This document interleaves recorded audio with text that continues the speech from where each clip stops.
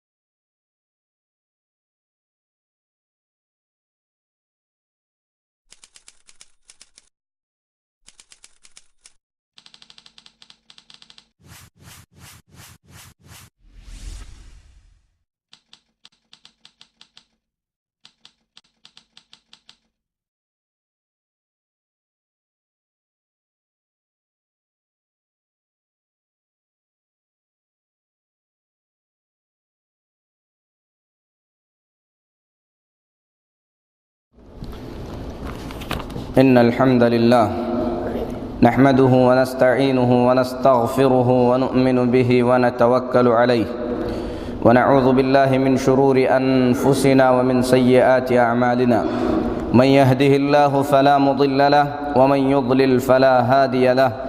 وأشهد أن لا إله إلا الله وحده لا شريك له وأشهد أن محمدًا عبده ورسوله أرسله بالحق بشيرا ونذيرا أما بعد فإن أحسن الحديث كتاب الله وخير الهدي هدي محمد صلى الله عليه وسلم وشر الأمور محدثاتها وكل محدثة بدعة وكل بدعة ضلالة وكل ضلالة في النار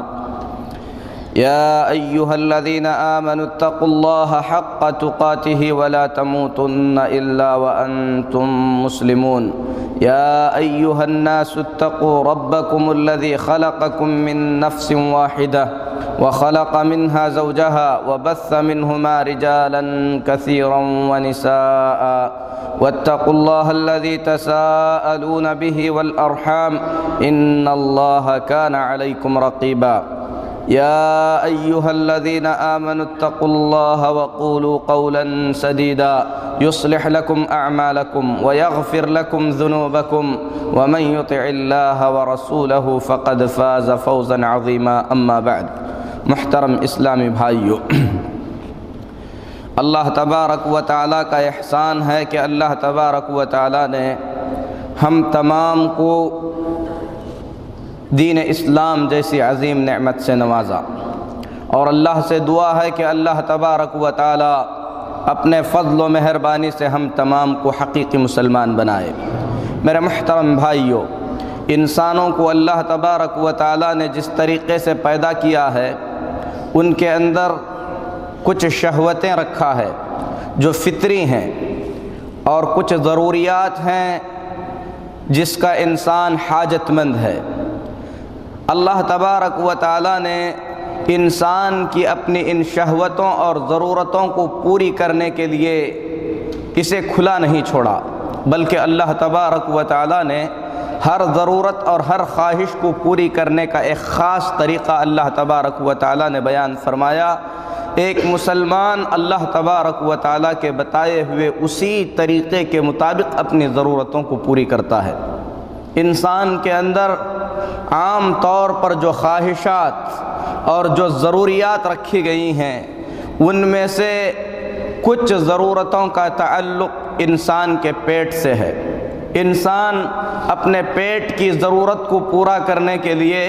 اگر مسلمان ہے تو شریعت کے بتائے ہوئے اصول کے مطابق اپنے پیٹ کی خواہش کو پورا کرتا ہے،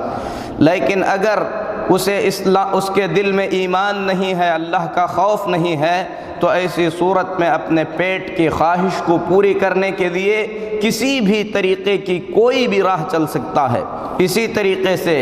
انسان کی جو ضروریات ہیں یا جو خواہشات ہیں، ان میں سے ایک بڑے حصے کا تعلق انسان کی شرمگاہ سے ہے۔ انسان اپنی شرمگاہ کی ضرورتوں کو پورا کرنے کے لیے بھی اگر مومن ہے تو اللہ تبارک و تعالیٰ کے بتائے ہوئے حلال طریقے پر چلتا ہے، اگر مومن نہیں ہے تو ایسی صورت میں حلال و حرام کی تمیز کیے بغیر جہاں سے میسر ہو سکے وہ اپنے خواہشات کو پورا کرتا ہے۔ میرے محترم بھائیو، یہ خواہشات جن کا تعلق چاہے پیٹ سے ہو یا شرمگاہ سے ہو یا انسان کے اپنے دلی خواہشات سے ہو، ان خواہشات کی، ان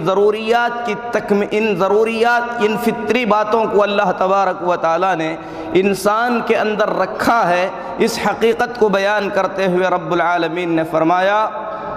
زُيِّنَ لِلنَّاسِ حُبُّ الشَّهَوَاتِ مِنَ النِّسَاءِ وَالْبَنِينَ، انسانوں کے لیے مزین کر دی گئی ہیں، مزخرف کر دی گئی ہیں، خوبصورت بنا کر پیش کی گئی ہیں کیا چیزیں؟ حب الشہوات من النساء، عورتوں کی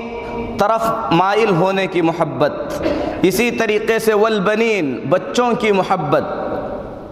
حب الشہوات من النساء والبنین والقناطیر المقنطرة من الذهب والفضة والخیل المسومة والانعام والحرث، اسی طریقے سے سونے چاندی کے ڈھیر، کھیتیاں، گھوڑے، یہ ساری کی ساری چیزیں انسان کے لیے مزین اور مزخرف کر دی گئی ہیں، اچھی بنا کر پیش کی گئی ہیں۔ اللہ رب العالمین ان ساری چیزوں کو بیان کرنے کے بعد فرماتا ہے ذَلِكَ مَتَاعُ الْحَيَاةِ الدُّنْيَا، لیکن یہ ساری کی ساری چیزیں دنیا کے زندگی کا ساز و سامان ہے، دنیا کی زندگی کے حد تک کے لیے ہے۔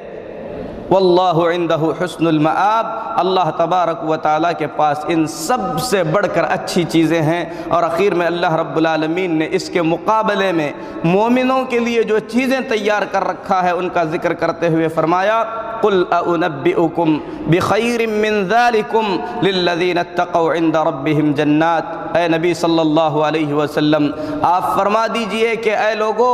آؤ میں تم کو اس سے بہتر بات بتاتا ہوں، جو لوگ اللہ سے ڈرتے ہیں ان کے لیے جنتیں ہیں، یعنی یہاں پر کھیتیاں ہیں جس میں تمہیں محنت و مشقت کرنا ہے دنیا میں، لیکن اگر اللہ تبارک و تعالیٰ کے پاس کے چیزوں کی خواہش کرتے ہوئے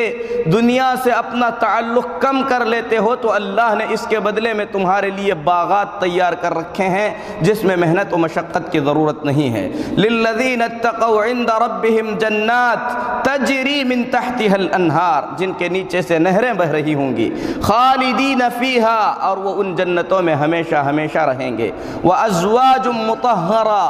یہاں پر عورتوں کی محبت تمہارے دل میں ڈال دی گئی ہے، اور آخرت میں اللہ تبارک و تعالیٰ نے پاک بیویوں کا انتظام فرمایا ہے۔ تو میرے محترم بھائیو، مختصر بات یہ ہے کہ اللہ تبارک و تعالیٰ نے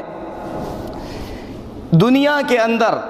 انسان کے دل کے اندر کچھ خواہشات کو پیدا کر دیا ہے، انسان اپنے دل کے اندر کچھ خواہشات کو لے کر جیتا ہے، لیکن اسلام جسے اللہ تبارک و تعالیٰ نے سارے دنیا کے لیے مذہب اور دین بنایا ہے،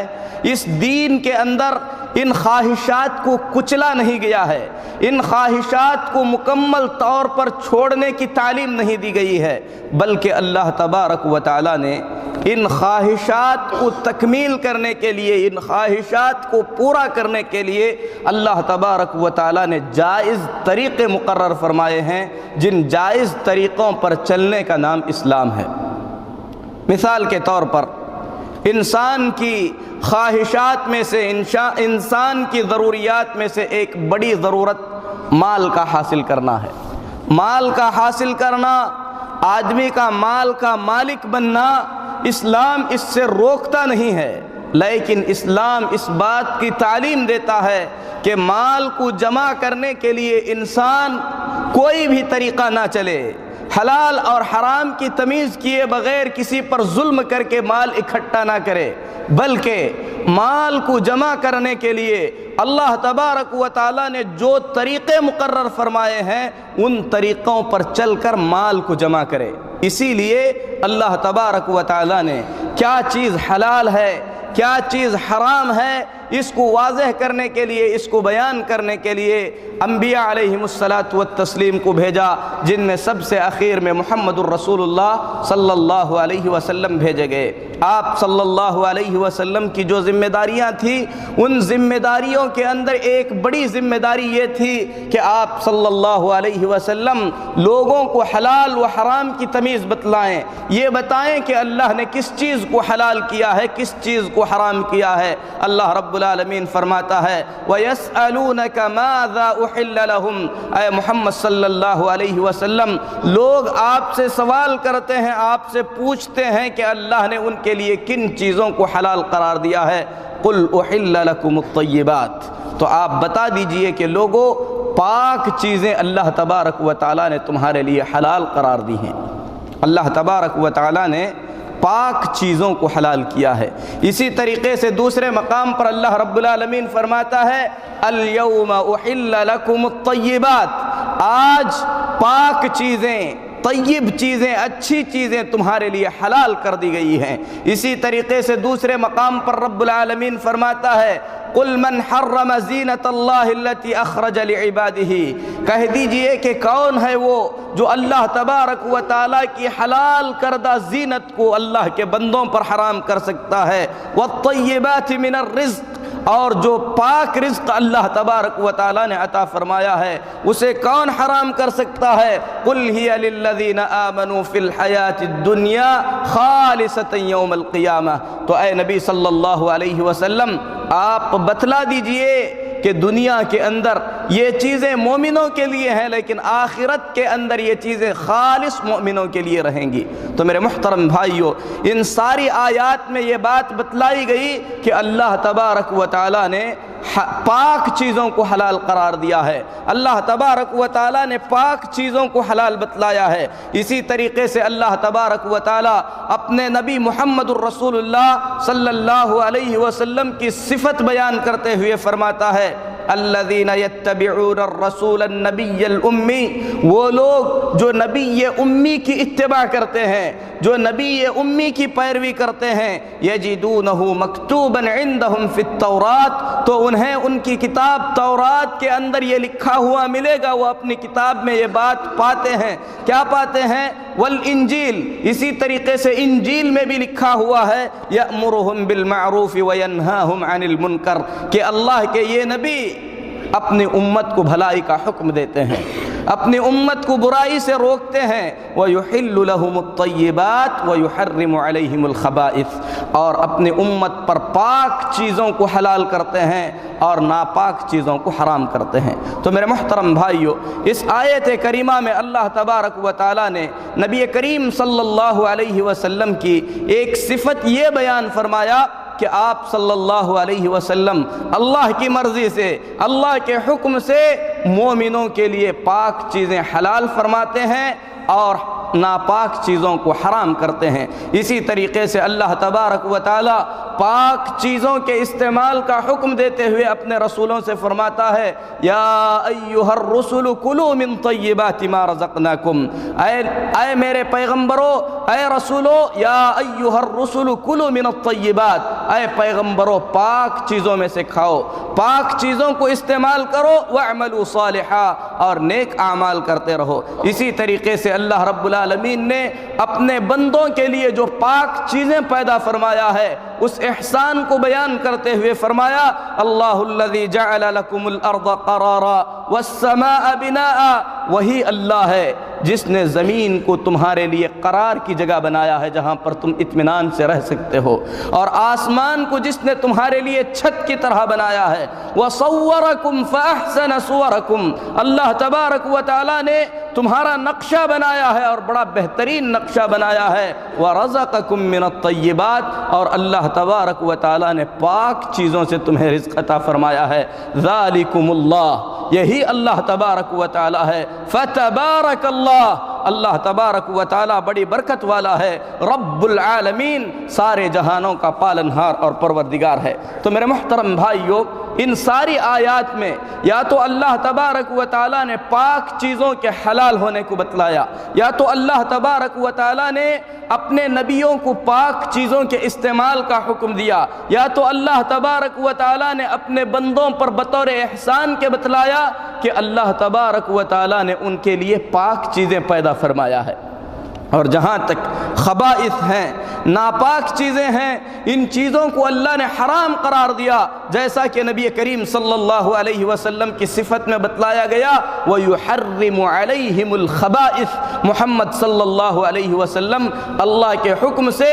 بندوں پر ناپاک چیزوں کو حرام قرار دیتے ہیں، ناپاک چیزوں کو حرام کرتے ہیں۔ اسی طریقے سے حرام چیزوں کا ذکر کرتے ہوئے اللہ نے فرمایا قل انما حرم ربی الفواحش، اے نبی صلی اللہ علیہ وسلم آپ کہہ دیجئے کہ میرے رب نے فاحشہ چیزوں کو، فحش کاموں کو حرام قرار دیا ہے۔ اسی طریقے سے اللہ رب العالمین نے پاک اور ناپاک دونوں چیزوں کو بیان کرتے ہوئے فرمایا قل لا يستوي الخبيث والطيب، اے نبی صلی اللہ علیہ وسلم آپ بتلا دیجئے کہ پاک اور ناپاک چیز، طیب اور خبیث چیز کبھی ایک جیسی نہیں ہو سکتی۔ وَلَوْ أَعْجَبَكَ كَثْرَةُ الْخَبِيثِ، اگرچہ کہ پسند آنے والوں کو ناپاک چیزیں زیادہ ہونے سے پسند ہی کیوں نہ آ جائیں۔ تو میرے محترم بھائیو، ان ساری آیات کا نچوڑ اور خلاصہ یہ ہے کہ اللہ تبارک و تعالیٰ نے پاک چیزوں کو حلال کیا ہے، ناپاک چیزوں کو حرام کیا ہے۔ جب ہمارے سامنے حلال اور حرام کا ذکر کیا جاتا ہے، یہ کہا جاتا ہے کہ حلال ہے یا حرام ہے، تو آدمی فوراً سوچنے لگتا ہے کہ حرام سے مراد صرف مردہ ہے یا کھانے پینے کی چیزوں کی حد تک ہے۔ نہیں میرے محترم بھائیو، حلال اور حرام کی جہاں تک بات ہے، حلال و حرام کھانے پینے کی چیزوں میں بھی ہے، بولنے کی چیزوں میں بھی ہے، جیسے جھوٹ بولنا حرام ہے، جھوٹی گواہی دینا حرام ہے، شرکیہ کلمات کہنا حرام ہے، بولنے میں بھی حلال ہے، بولنے میں بھی حرام ہے، کھانے میں بھی حلال و حرام ہے، جیسے مردہ حرام ہے،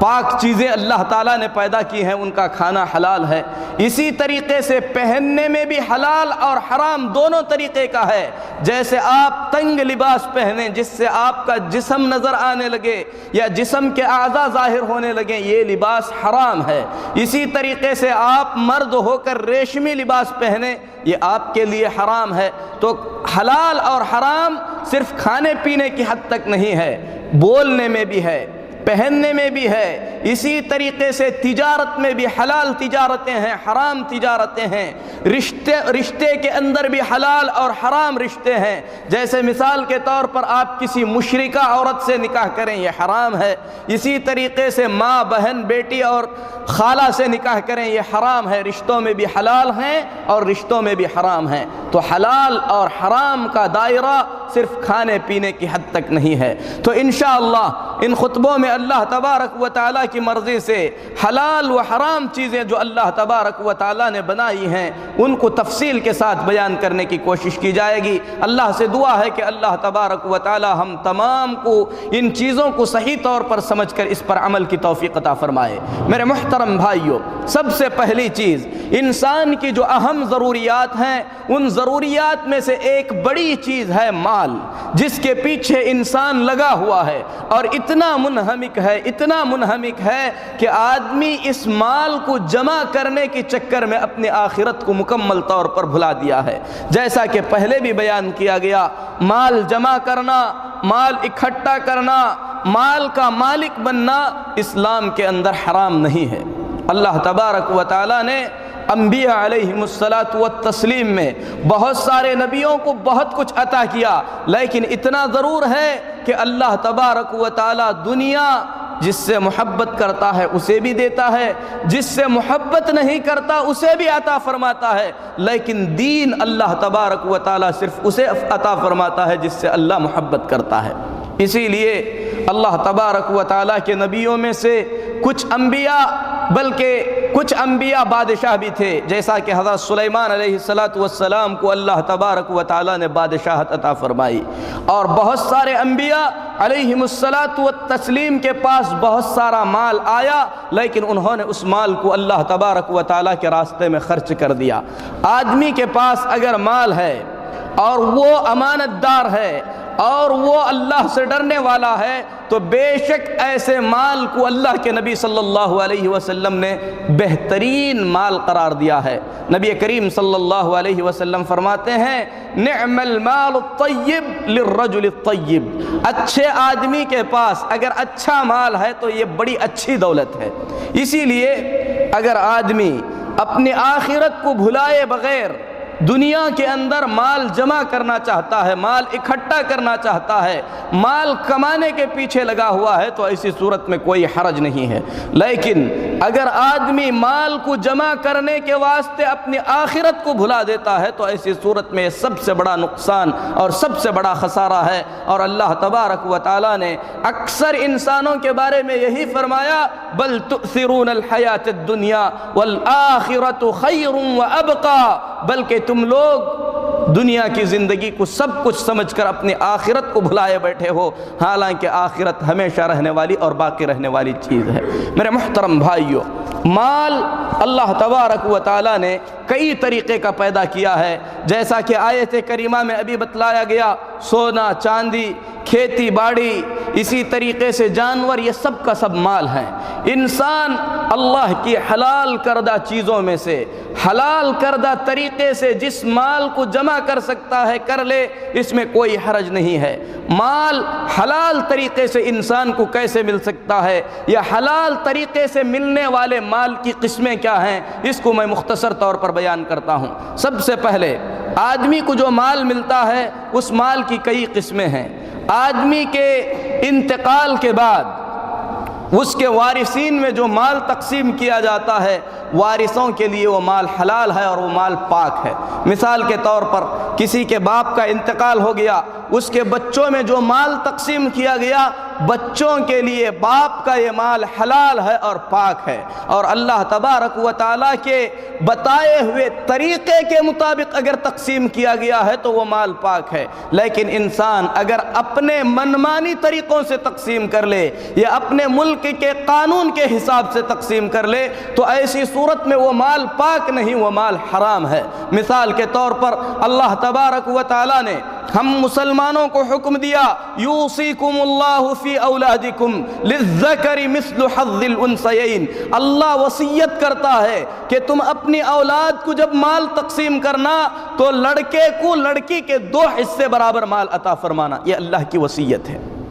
اللہ تبارک و تعالیٰ کی یہ وصیت ہے کہ کوئی بھی باپ جب اپنے بچوں میں مال تقسیم کرے یا باپ کے موت کے بعد بچوں کے درمیان مال تقسیم کیا جائے، اگر اس کے لڑکے اور لڑکیاں دونوں ہیں تو جس طریقے سے لڑکوں میں مال تقسیم ہوتا ہے اسی طریقے سے لڑکیوں میں بھی مال تقسیم ہونا چاہیے۔ جیسے بیٹوں کو حصہ دیا جاتا ہے اسی طریقے سے بیٹیوں کو بھی حصہ دیا جانا چاہیے۔ اگر نہ دیا جائے تو ایسی صورت میں بیٹیوں کا حصہ جو مارا گیا ہے وہ ظلم ہے، وہ مال حرام ہے، وہ مال کبھی بھی حلال نہیں ہو سکتا۔ اور افسوس کی بات ہے سوائے کچھ لوگوں کے جن پر اللہ نے رحم فرمایا ہے، اس حقیقت کو اکثر لوگ بھلا چکے ہیں۔ میرے محترم بھائیوں، یہ جاہلیت کی رسم ہے۔ زمانہ جاہلیت کے لوگ یہ سوچتے تھے کہ یہ مال جسے ہم نے اپنی محنت سے کمایا ہے دوسرے خاندان میں منتقل ہو جائے گا، اس خوف سے وہ بیٹی کو مال میں وراثت میں حصہ نہیں دیتے تھے۔ اللہ تبارک و تعالیٰ نے وصیت فرمایا ہے اور اللہ تبارک و تعالیٰ کی وصیت کو نافذ کرنا ہوگا۔ جیسے بیٹی مال کا حصہ دار بنتی ہے اسی طریقے سے کبھی ماں کو بھی حصہ ملتا ہے۔ بیوی کو بھی اسلام نے مال میں حصہ دینے کا حکم دیا ہے آدمی کے مرنے کے بعد۔ تو اللہ تبارک و تعالیٰ کی اس وصیت کو لڑکوں اور لڑکیوں کے درمیان، مردوں اور عورتوں کے درمیان صحیح طور پر اگر تقسیم کیا جائے، تقسیم کے بعد جو مال ملتا ہے وہ مال اس کے لیے حلال ہے، اس کے لیے جائز ہے، وہ طیب ہے اور وہ پاک ہے۔ لیکن اگر ذرہ برابر بھی اس میں ظلم ہو جائے تو ایسی صورت میں وہ مال پاک نہیں ہو سکتا، اس مال کو کبھی بھی حلال اور جائز نہیں کہا جا سکتا۔ اسی طریقے سے اگر آپ کے کسی ساتھی نے، کسی دوست نے، کسی رشتہ دار نے یا کسی اجنبی نے آپ کو کوئی چیز ہدیے میں دی ہے، تحفے میں دے دی ہے، تو وہ چیز آپ کے لیے حلال ہے، وہ چیز آپ کے لیے پاک ہے، آپ اس چیز کے مالک بن گئے۔ اس میں سے آپ جیسے چاہتے ہیں خرچ کر سکتے ہیں، جیسے چاہتے ہیں استعمال کر سکتے ہیں۔ کچھ لوگ سوچتے ہیں کہ ہدیے کو ہدیہ نہیں دیا جا سکتا، ہدیے کو بیچا نہیں جا سکتا، یہ بات غلط ہے۔ آپ کو دینے والے نے ہدیہ دے دیا، اس کے بعد آپ اس کے مالک بن گئے۔ دینے والے نے آپ کو تحفے میں دے دیا، اب آپ اس کے مالک بن گئے۔ چاہے تو آپ اسے کھائیں، چاہے تو کسی اور کو دیں، چاہے تو آپ بیچیں، چاہے تو آپ اسے اپنے پاس رکھیں، اب آپ اس مال کے مالک ہیں۔ اسی طریقے سے کسی فقیر کو، کسی مسکین کو آدمی نے صدقہ دے دیا تو وہ صدقہ اس کے لیے حلال ہو گیا، وہ صدقہ اس کے لیے پاک ہو گیا، وہ اس کو جس طریقے سے چاہتا ہے استعمال کر سکتا ہے۔ لیکن یہاں پر ایک بات اچھی طریقے سے جاننے کی جو ہے وہ یہ ہے کہ اگر اللہ تبارک و تعالیٰ نے آدمی کو مال سے نوازا ہے، بس وہ اپنے مال کو زیادہ کرنے کے لیے بغیر ضرورت کے لوگوں سے مانگتا ہے، تو ایسی صورت میں لوگوں سے مانگنے والا قیامت کے دن جب اللہ کے دربار میں پہنچے گا تو اس وقت اس کے چہرے پر ذرہ برابر بھی گوشت نہیں رہے گا۔ یہ حرام ہے۔ آدمی اپنے مال کو بڑھانے کے لیے، اپنے مال کو زیادہ کرنے کے لیے لوگوں سے صدقہ لیتا ہے، لوگوں سے بھیک لیتا ہے، تو ایسی صورت میں یہ حرام ہے۔ اللہ کے رسول صلی اللہ علیہ وسلم نے اس سے منع فرمایا ہے۔ لیکن جو فقیر ہے یا جو مسکین ہے، فقیر کہتے ہیں اس آدمی کو جس کے پاس کچھ بھی نہیں ہے، ایسے آدمی کو زکوٰۃ دی جا سکتی ہے، ایسے آدمی کو صدقہ دیا جا سکتا ہے۔ مسکین وہ آدمی جس کے پاس کچھ ہے لیکن اس کی ضرورتوں کے لیے کافی نہیں ہے، اس کو بھی صدقہ دیا جا سکتا ہے، اس کو زکوٰۃ دی جا سکتی ہے۔ جو زکوٰۃ اسے دی جائے وہ اس کے لیے پاک ہے۔ اگر وہ اس کے ذریعے کسی مالدار کو بھی کھلانا چاہتا ہے تو کھلا سکتا ہے، اس میں کوئی حرج نہیں۔ جیسا کہ ام المؤمنین عائشہ صدیقہ رضی اللہ تعالی عنہا بیان فرماتی ہیں، اللہ کے رسول صلی اللہ علیہ وسلم گھر میں تشریف لائے، آپ صلی اللہ علیہ وسلم نے ہانڈی میں گوشت پکتا ہوا دیکھا۔ تھوڑی دیر کے بعد آپ صلی اللہ علیہ وسلم دوبارہ گھر میں آئے، آپ نے کھانا مانگا۔ ہمارے گھر میں کھانے کے لیے جو تھا میں نے نبی کریم صلی اللہ علیہ وسلم کے سامنے پیش کر دیا۔ اللہ کے رسول صلی اللہ علیہ وسلم نے فرمایا میں نے ہانڈی میں گوشت پکتا ہوا دیکھا تھا، تو ام المؤمنین عائشہ رضی اللہ تعالی عنہا نے فرمایا اے اللہ کے رسول صلی اللہ علیہ وسلم، وہ بریرہ کو کسی نے صدقے میں عطا کیا تھا۔ بریرہ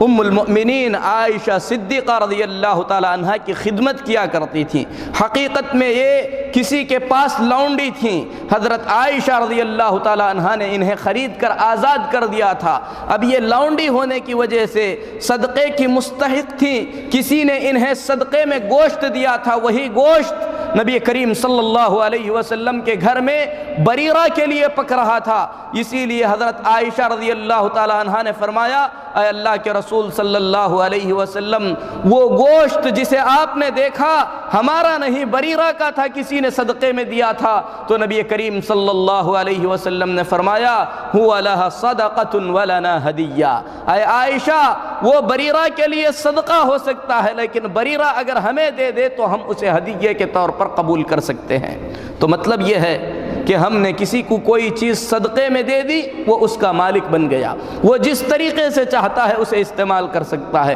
چاہے تو بیچے، چاہے تو کسی کو ہدیہ دے دے، چاہے تو اپنے بال بچوں کو کھلائے۔ تو میرے محترم بھائیو، مال یا تو وراثت سے ملتا ہے، مال یا تو کسی کے ہدیے دینے سے ملتا ہے، یا کسی پر صدقہ اور خیرات کیا جائے تو اس سے اس کا مالک بن جاتا ہے۔ اور دوسرا بڑا راستہ جو مال کے حاصل کرنے کا ہے وہ انسان کی کمائی اور انسان کی محنت ہے۔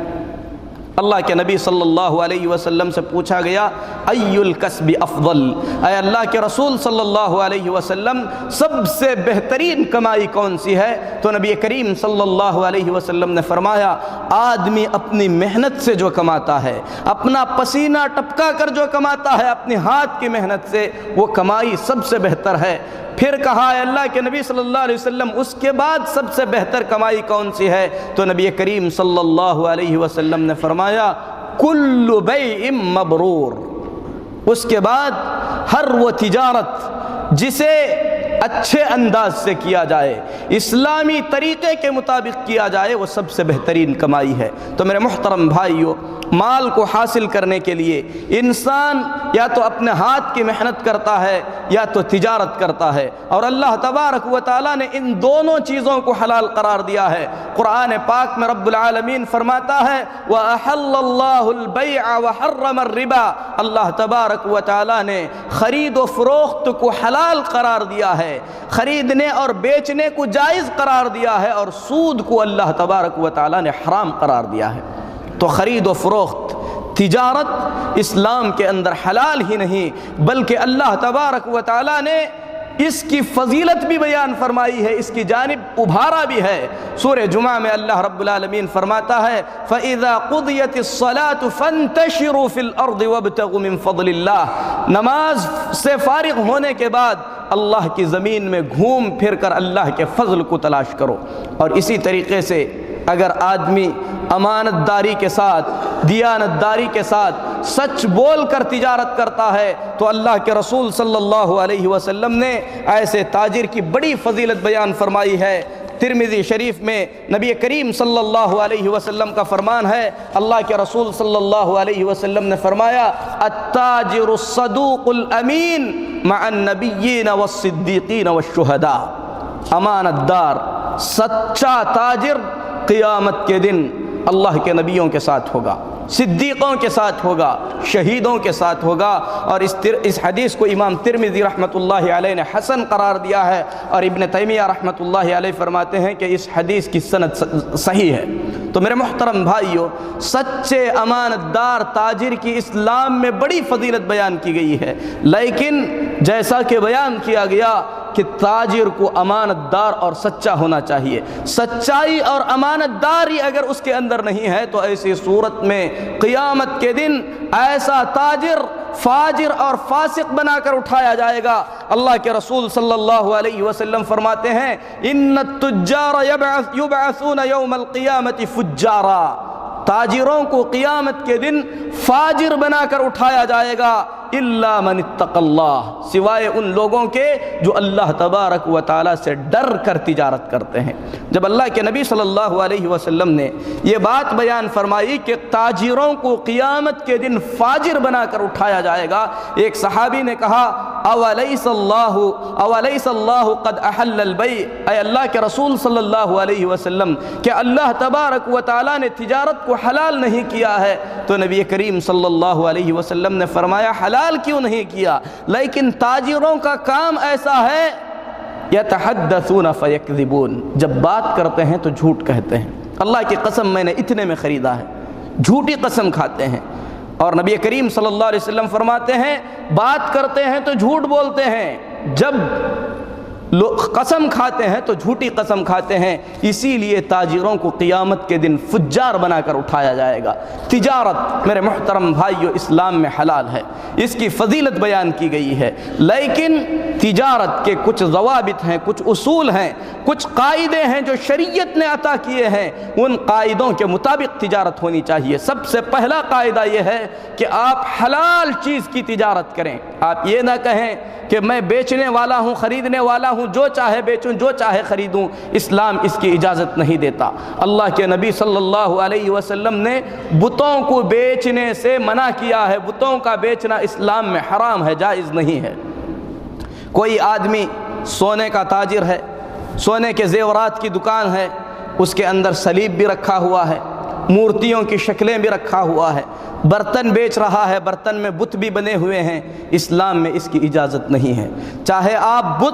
بتوں کی دکان بنا کر بیچیں یا آپ کسی بھی طریقے کی تجارت کے اندر بتوں کی شکل کی کوئی چیز بیچیں، اسلام آپ کو اس کی اجازت نہیں دیتا۔ اسی طریقے سے اللہ کے رسول صلی اللہ علیہ وسلم نے کتے کی تجارت سے منع کیا ہے۔ کوئی مسلمان ہو اور سوچے کہ میں بہترین کتوں کی دکان کھولوں گا تو اسلام اس کی اجازت نہیں دیتا۔ اللہ کے نبی صلی اللہ علیہ وسلم نے کتے کی قیمت کھانے سے منع فرمایا ہے۔ کتے کی قیمت نہیں کھائی جا سکتی، کتا بیچا نہیں جا سکتا، کتا خریدا نہیں جا سکتا۔ اسی طریقے سے اللہ کے رسول صلی اللہ علیہ وسلم نے بلی کو بیچنے سے منع کیا ہے۔ بلی کی قیمت کو نبی کریم صلی اللہ علیہ وسلم نے حرام قرار دیا ہے۔ تو کہنے کا مطلب یہ ہے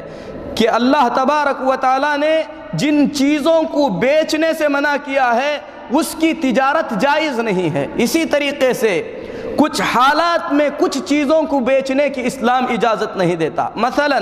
ہتھیار کا بیچنا مسلمان کے لیے جائز ہے، ہتھیار بیچ سکتے ہیں، ہتھیار خرید سکتے ہیں، لیکن اگر فتنے کے وقت میں، لڑائی کے دور میں ہتھیار بیچے جائیں تو اس سے خون بہے گا۔ فتنے کے دور میں ہتھیار بیچنا جائز نہیں ہے۔ اسی طریقے سے آپ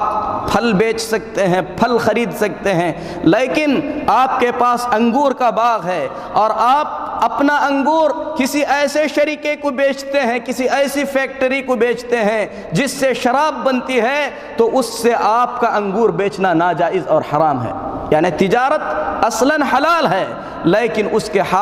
حالات کے اعتبار سے، چیز کے بیچنے کے اعتبار سے اس کا حکم بدل جاتا ہے۔ ناریل آپ بیچ سکتے ہیں، اس میں کوئی حرج نہیں، لیکن مندر کے بازو اگر کوئی شخص ناریل کی دکان کھولے تو مسلمان کے لیے یہ حلال نہیں ہے، کیونکہ واضح سی بات ہے جو آپ ناریل بیچیں گے وہ مندر میں پھوڑا جائے گا، غیر اللہ کی عبادت میں اسے استعمال کیا جائے گا۔ اور اللہ رب العالمین فرماتا ہے وَتَعَاوَنُوا عَلَى الْبِرِّ وَالتَّقْوَى وَلَا تَعَاوَنُوا عَلَى الْإِثْمِ وَالْعُدْوَانِ۔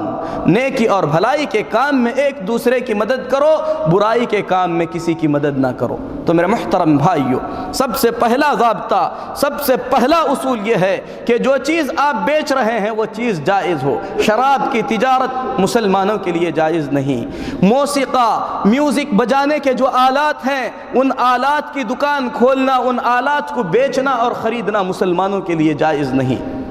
تو سب سے پہلے جو چیز آپ بیچ رہے ہیں وہ چیز جائز ہو، حلال ہو، شریعت اسلامیہ کے اندر اس سے منع نہ کیا گیا ہو۔ تو تجارت کے کیا اصول ہیں، کیا ضوابط ہیں، انشاءاللہ اگلے خطبہ جمعہ میں اس کا بیان ہوگا۔ رب العالمین سے ہم دعا کرتے ہیں کہ اللہ تبارک و تعالی ہمیں حلال و حرام کے درمیان تمیز کرنے کی توفیق عطا فرمائے، اللہ کی مرضی کے لیے جینے کی اللہ ہمیں توفیق عطا فرمائے، ایمان پر اللہ تعالی زندہ رکھے، ایمان کی حالت میں اللہ وفات عطا فرمائے۔ اقول قولی ھذا واستغفر اللہ لی ولکم ولسائر المسلمین فاستغفروه انه هو الغفور